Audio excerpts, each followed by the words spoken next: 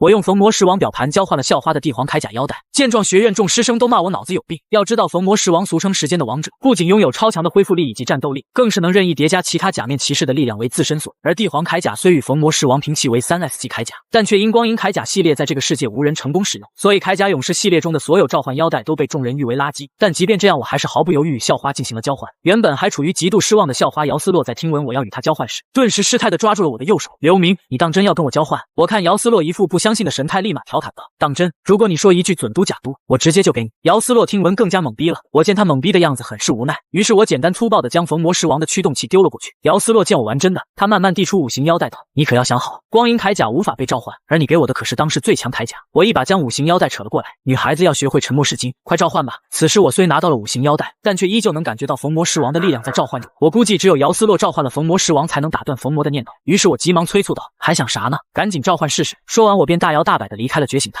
姚思洛见状擦干眼泪，将石王腰带放在了腰上。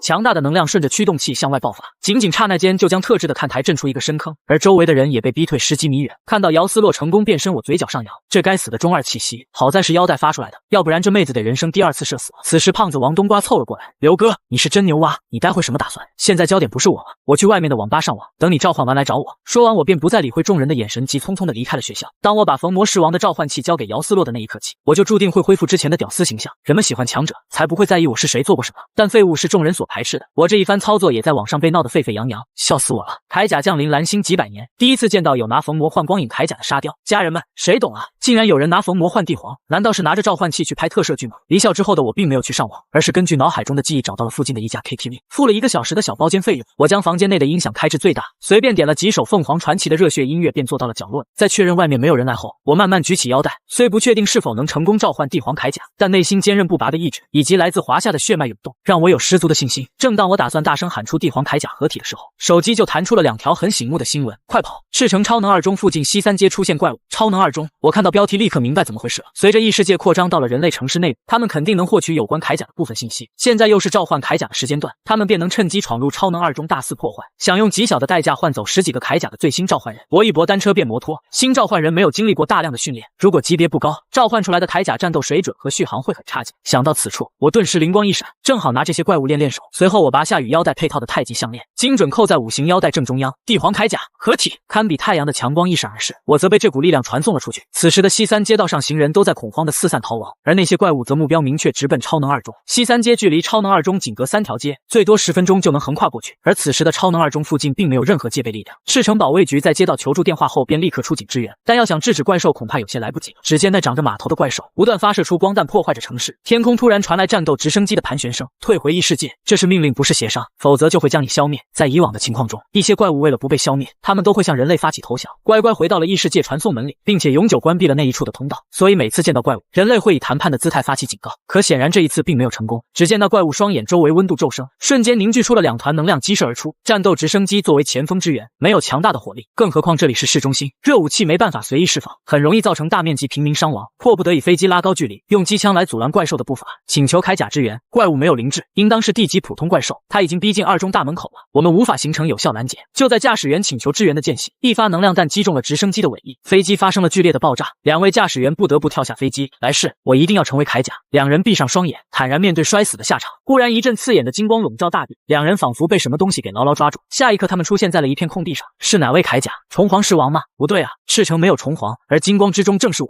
终于赶上了。由于第一次召唤铠甲，我不太熟悉使用方式，只能模仿特摄剧里的操作。好在难度不高，我安稳落地，摸了摸胸口的盾牌，笑着说：果然我天生就拥有最纯正的5行血脉，居然召唤的是终极帝皇铠甲。几分钟前，我在 KTV 尝试召唤帝皇铠甲，没成想我的血脉与召唤器完美融合，帝皇所拥有的光芒化作无穷无尽的力量，充斥在我的体内，5行血脉也泾渭分明的在体内流动。魔马兽，我认的这个作恶的怪物，它出自铠甲勇士特摄剧第1部中，是影霸改造出来的低级异能兽。看到异能兽，我不禁觉得光阴铠甲无法被使用的事情可能有猫腻，具体怎么回事我也不好乱说。初来乍到这个世界，还是要多多观察，低调行事的好。魔马兽见到我，居然畏惧不前，产生了退却的想法，随后拎着武器转转身就要往回跑，我眉头一皱，血脉压制吗？而这一幕直接看呆了藏在远处的围观群众，这是哪套铠甲？感觉从没见过，谁知道呢？应当是排行 S 级的虫皇狮王，只有他携带金光特效，也是哦，支援速度明显要比其他铠甲快上很多，肯定是虫皇狮王。特摄剧给你的设定是速度极快，那我便来试一试到底有多快。我深呼吸，一步踏出，眨眼间就瞬移到了魔马兽面前。魔马兽早有察觉，举起那枚骷髅盾牌，然而他却低估了我的力量，砰的一声，地级怪物魔马兽当场化为基本。与特摄剧不同的是，死后并没有出现卡片。原本躲藏在周围的群众见状，拍着掌声走了出来，可还没等靠近，我便瞬间离开了原地，回到 KTV 中。我不可思议地看着双手，不愧是最强的光影铠甲，初次召唤前后不到3分钟就让我身体掏空，难怪铠甲一里向阳每次召唤帝皇都会陷入好长一段时间的虚弱期，看来我得加强身体锻炼了。看了眼时间，我扶着墙去网吧与王冬瓜会合。本次召唤仪式，最终仅有40人获得了 EF 级无盔甲的强化力量。C 级召唤者诞生了2位，都是11班的学生，一个龙骑，一个甲斗。后面班级的情况不太乐观，全校除了你和校花2人召唤了 S 级，就连 D 级及以上都没有再出现。精英班的老师们脸都快拉到地上。王冬瓜给我讲述我离开后的铠甲召唤情况。咱们班呢？王冬瓜摆摆手无语道，有 D 级，还是2个，都在咱们班。丁宇召唤了 D 级铠甲初代，他的小跟班朱小磊召唤的也是 D 级铠甲。这2人好装啊，不知道的以为他俩召唤的是 S 级呢。对了，刘哥，你为什么把冯魔让给姚思洛了呀？要是为了钱，你大可来找我呀，难不成他和你有什么交易？滚蛋！我反问一句，你召唤到了什么？王冬瓜抓了抓头，什么也没召唤到。我也想召唤光影铠甲来着，但没成功。有没有可能是你太胖了，穿不了铠甲？王冬瓜愣了几秒，紧接着我就借口回到家中，似乎是帝皇在与我相互适应的原因。沐浴太阳，我的体力就会迅速恢复。走到家，我的体力便已经恢复如初。房子是原宿主妈妈生前留下来，拧动钥匙推开铁门，一股浓郁刺鼻的劣质酒精味飘进我的鼻孔。我刚迈开步子，就踢到了一个玻璃瓶，靠近窗台角落的垃圾堆里爬出一个邋遢汉子。酒没了，去给老子再买点。男人对我发号施令道。我凝着双眼，爸，别喝了，我成功召唤铠甲了。邋遢汉子不屑道，有什么用？光影铠甲连废物都不如，抓紧去给老子买酒。汉子晃晃悠悠的走过来，一把推开我，放着无敌的逢魔不要，非要跑去换帝皇。那女的给你吃了什么迷魂药？你凭什么觉得我不能召唤帝皇？换做路人这么说，我只会觉得很可笑，但面前的汉子是我的父亲，如果连最亲近的人都不信我，召唤出再强大的铠甲也是无用。我不是废物，帝皇也不是，他是最强铠甲。大概以前的刘明从没有和邋遢汉子顶过嘴，态度一直处于弱势。当刘明放大声音后，汉子瞳孔不由得皱缩，嚷嚷道，向我证明。我沉着脸一字一句道，这个层级的铠甲勇士是不会被过去打败的，抛开所有的压力和杂念，忘记背后，努力面前。帝皇铠甲合体！刹那间，漆黑的房屋仿佛装进了一轮太阳，一切电子设备都受到了磁场干扰，尽数失效。1.85米的强壮铠甲站在汉子面前，用一种无可匹敌的王者风范俯视着他。汉子浑身一哆嗦，止不住的颤抖。光影铠甲竟然召唤成功了，在他看来，这无异于中了110的彩票。我儿世界独一份，汉子老泪纵横。不过我没有维持太久，我不敢保证此时此刻散发的能量立场是否会被大强者或是国家异能机构所探测到。更关键的原因是我有点虚。老爸，我能召唤帝皇铠甲的事情不要宣扬。虽然终极帝皇很强大，但是我还很弱小，没有办法撑起王者级的铠甲。我简单嘱托道，目前网络上到处都是我是废物的新闻。按照我的理解来说，铠甲的级别与宿主自身拥有一种等价交换的关系，也就是铠甲级别越高，消耗宿主的精神力量、肉身力量就越严重。若是想真正掌控一副强大的铠甲，对于召唤者身体素质的要求就极高。当然我可以找天道代打，可天道不是没事干的大闲人，不然怎么会让向阳落入黑帝的手中？这时邋遢汉子一把鼻涕一把泪的点了点头。光宗耀祖，我这就去告诉你妈去。我回到房间开始研究起了帝皇铠甲。第一次召唤就能召唤终极帝皇铠甲，那是不是代表我的五行血脉纯度为100%？我记得凯翼中召唤人实力划分依靠的是血脉浓度，毫不夸张的说，向阳之所以可以不用借助腰带变身，就是因为他的五行血脉比其他召唤人都要高，而五行血脉其实是可以提升的。那位炎龙铠甲的召唤者星南，最初血脉浓度只有50%，低于50高于30区间的话，只能召唤铠甲使用副武器，就连必杀技都没办法释放。随着战斗次数增加，星南越来越强，他的五行血脉也增加到了80%，要比其他召唤人高出10%。这也正是大决战时他能成为合体帝皇铠甲的主导意志的原因。既然铠甲设定都差不多，我认为血脉等理论应当也是存在。如果我的血脉为100%纯粹，那么最次也和那位向阳处在同一水平线。我坐在床上拉起窗帘，闭上眼，心中默念帝皇铠甲，瞬间就有了反应。我感知到来自太阳的光芒，想要不断的涌入身体。果然我能不借助腰带就变身。不过帝皇铠甲固然强大，但我该怎样强化自身呢？大电影里子阳的训练方式很朴素，就是简单的打沙袋，增加力量和耐性。但蓝星的修行方式绝对没那么朴素。我记得关圆圆说过，召唤者会在几天后进入由铠甲前辈们开辟的异世界空间去历练，也不知道里面会有什么。如果果有迅速增强肉身的道具或者灵丹妙药，那就再好不过了。这时我突然想起，帝皇铠甲的力量来源是阳光，那么会不会我沐浴在阳光下就会变强？第二天，我起了个大早，我先是去了趟班级，此时班里空无一人。蓝星的异能学校与普通学校不同，不以学习为主，学生的强化训练才是重中之重。很快我就来到了操场，到了操场，已经有3、5个人在热身了，几人穿着背心短裤，他们是学校保卫队的学生，主要任务便是负责学校的安全问题。老大，你是1级铠甲力量，长期的训练是不是已经让你满足参加兵制部的审核测试了呀？矮个子寸头戴着耳钉的学生问道。5人中央的站着的肌肉男秀了秀肌肉，那是必然，到时候我就能穿戴兵制部分配的铠甲，到时候偷偷给你们玩玩。老大威武！突然一个混混说道，那个小子是不是昨天的刘明？几人回过头，就见到一个瘦弱的少年正在热身，没有勇气接受逢魔的弱者，像他这样的垃圾也配来我们保卫队的地盘？走，我们去会会他。只见领头的肌肉男周明挡在我面前嘲讽道，你为了讨好校花姚思洛公然放弃逢魔狮王，所以你不配来这里锻炼，操场不欢迎弱者与舔狗。我明白周明拥有1级铠甲的力量，虽不能变身铠甲，但各项数据都要远超常人，我现在还是普通人的体质，挨上一拳就得被打断骨头，只能竭力闪躲。可周明凭借速度优势很快就贴近了我。哇，帝皇铠甲！我召唤帝皇的念头刚冒出来，我赫然发现周明保持挥拳的姿势不动，周遭的时间也出现了停滞线性。最高、最善、最大、最小，我们只有。逢魔狮王，果然，姚思洛赶在时停能力结束前将我拉到了一旁，并且一气呵成解体逢魔。而周明恢复动力时，由于惯性没站稳，直接扑了个狗啃屎。在见到来人是拥有逢魔狮王的校花后，立马逃离现场。这时我不解地问道：“你有什么事找我？”姚思洛则挽起头发轻声道：“昨天谢谢了。”我随口回道：“互利共赢而已，没必要谢我。”姚思洛愣了1秒，帝皇铠甲无法被召唤。我知道当时你是看出来我的内心处在崩溃的边缘，所以愿意救我一命。事实你无法狡辩。我挑挑眉，姚小姐，你的脑补能力当真是所罕见，我接受你的谢意。没事的话我就进班了。见状，姚思洛沉声说道：“学校今天要成立铠甲班了，里面没有你的名字。”听闻我瞬间一喜，因为这样就没有人会再去关注我，不管我接下来怎么变强，都不用担心过早暴露光影铠甲能被召唤的秘密。可下一秒，姚思洛却露出一抹微笑。不过铠甲班的项目一直都是我家在投资，所以我让我父亲把你拉进来了。听到这个消息，我差点晕厥过去。不用谢我，这是你应得的。铠甲班见。姚思洛昂起头，心情美美的回了11班，只留下我在风中凌乱。很快，班主任就在课堂上通知了铠甲班的名单。在读到我的死党王冬瓜时，即便他没有召唤出铠甲，众人也没有惊讶，因为他的家族存在超能力。而在读到我的名字时，我的死对头丁宇第一个出来反对，随即在几个班委的煽风点火下，嫉妒心极强的同学揭竿而起。我侧着头看他们争吵，有一瞬间我都觉得这群同学是携带贪嗔痴3毒的幽冥魔。早知道召唤雅塔莱斯了，直接化身端木大将军。这时班主任关圆圆用手猛地敲桌子，安静，上头自有他们的安排。刚才我念到的几位同学收拾东西，下午6点半图书馆后面的铠甲学院见。很快到了周6下午，进入铠甲班后，我竟被安排和校花姚思洛做了同桌，并且还得知他和逢魔狮王的契合度已经达到了10%。突然一名中年男子进入课堂，男子扫视全班，用自身气场震慑众人。1秒过后，班级安静了许多。我是你们铠甲班的班主任吴刚。A 级铠甲 Face 爆裂。铠甲学院顾名思义，里面的学员无一不是召唤人或是强化者。今天你们将被传送到异空间，里面珍宝无数，藏着每位铠甲的专属武器与配套工法。如果能得到，那么铠甲的力量就要翻上一番。根据以往的召唤者带回来的信息，超能2中将区域大致分成4块，分别是荒凉边缘和生命体位进化的西北方、魔物不断的东南角，以及很少被探查，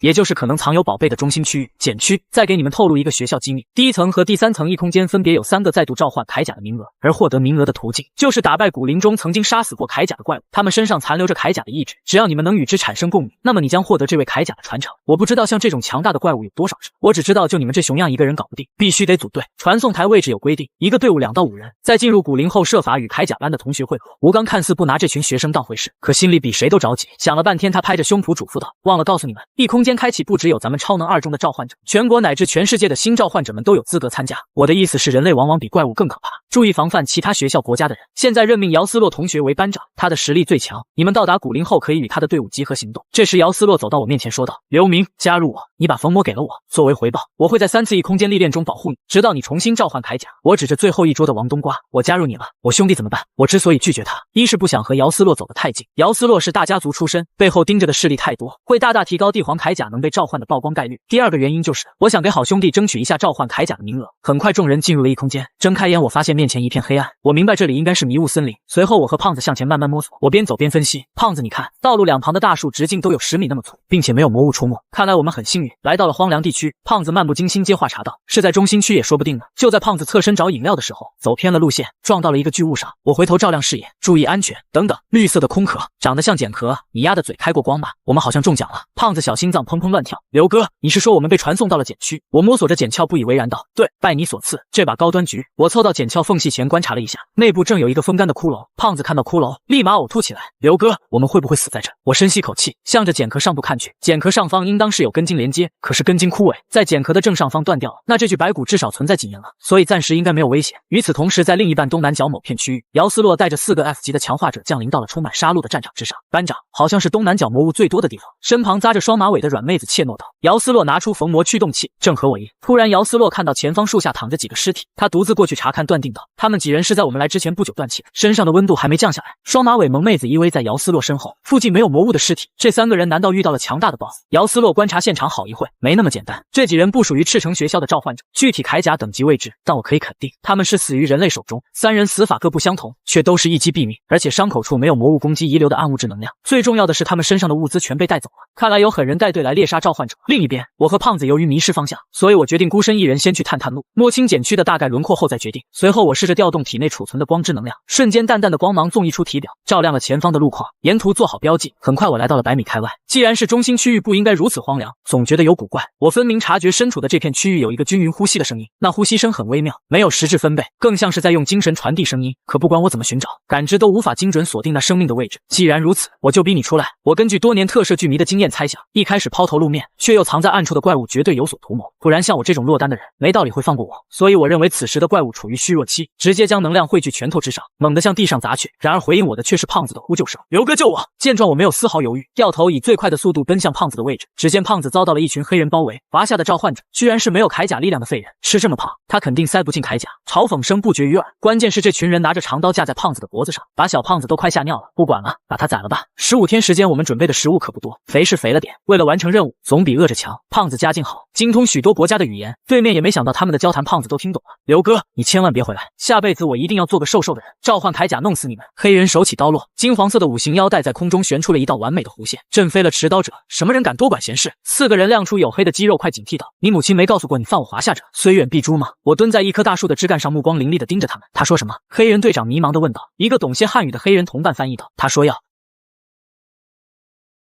听闻黑人队长瞬间暴怒，把这瘦猴子一块弄死。可紧接着黑人队长就不屑地轻喝一声：五行腰带，他是华夏那个用逢魔石王换光影铠甲的傻子。听到这话，那5人居然立刻就不紧张了，原来又是一个废物。刘哥，他们说你是虚狗，我直接就把脸拉下来了。这句话不用翻译，我听出他在骂我了。小猴子，你想怎么样？人群里长得最精壮矮小的黑人话刚说到一半，整个人如同断了线的风筝倒飞出去，直接撞在了一棵大树上，上半身生生嵌了进去，心脏停止了跳动。我手掌一合，五行腰带自动回到手上，下一刻便消失了。黑人小队首领一愣，这不可能。紧接着我的校服外套刚刚飘起，又有一人飞出了10几米距离，当场摔死。你不是光影铠甲召唤者？华夏居然公开直播假信息，说什么呢？我眼神聚焦在剩余3人拿出强化药水的人身上，我不建议你喝那东西，因为一会你就会吐出来。黑人队长忍无可忍，短短几秒钟他便损失了2名队员，恐怕不是出全力很难取胜。他将2名刚喝下强化药剂的队友向前猛推，自己则拿出了召唤器，那是地级铠甲 Black RX 的太阳升华器。我则迎着2名拔出武器的黑人强化者慢慢走去，与此同时身上光芒乍现，帝王铠甲合体！我给你最后一次机会，你可以现在就回到你的世界，永远不要再来打扰地球上的人类。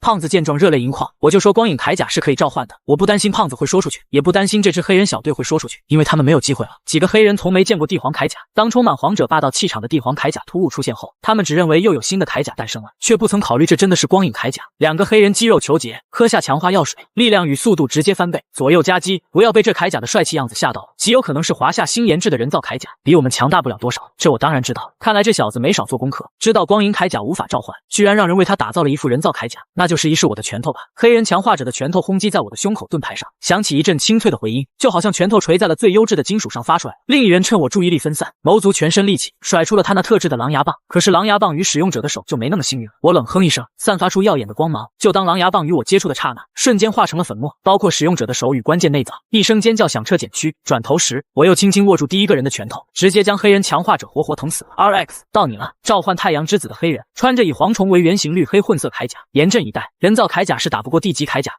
这点你难道不知道？废话真多！我双手在胸前交叉划过，直接瞬移到了 RX 身前。7步之外，帝皇快；7步之内，帝皇又强又快。听说太阳之子在有太阳的场合拥有秒治愈的能力，让我见识见识。我粗暴地砸下一拳，看似轻描淡写，实则威猛无比。实在是双方铠甲等级悬殊太大 ，RX 根本来不及反应，就被我的一拳砸在了脑壳上。我的 RX 强大的恢复力超乎你想。话音未落 ，RX 的头顶居然出现了一条裂纹，随后还没有出手的黑人召唤者扑通一声跪在了地上。恢复能力果然强大，不然你已经死了。我说话时夹带着微微的颤动，肾上腺素在我体内飙升，让我感到了前所未有的兴奋。胖子，你喜欢 RX 吗？我转头问道。胖子晃着那张大饼脸回答：不喜欢。我觉得能被召唤出来的铠甲颜值高的少之又少，都没光影铠甲帅气。好，那我知道了。我想着的是，如果胖子喜欢这套铠甲，我就带着黑人召唤者去找怪物，然后让怪物把他吃掉，再帮助胖子斩杀怪物。虽然做法有些残忍，可我并不觉得做错了什么。如果这几人遇到的不是自己，而是没有反抗之力的其他学生，那这群学生就会被无情杀害。黑人突然抱住我的腿，叽里呱啦说了好长一段话。我眼睛一闭，强大的帝皇铠甲终结了 RX 召唤者的生命。胖子简直三观都被颠覆了，踉跄起身：刘哥，你想夸我什么？别吝啬。解体的我对着胖子说道。胖子悠悠道：这哥们刚才说愿意出500万，让你手下留情放他一马。我直接眼前一黑，只觉得天塌了，捂着心脏处，这钱你得付给我。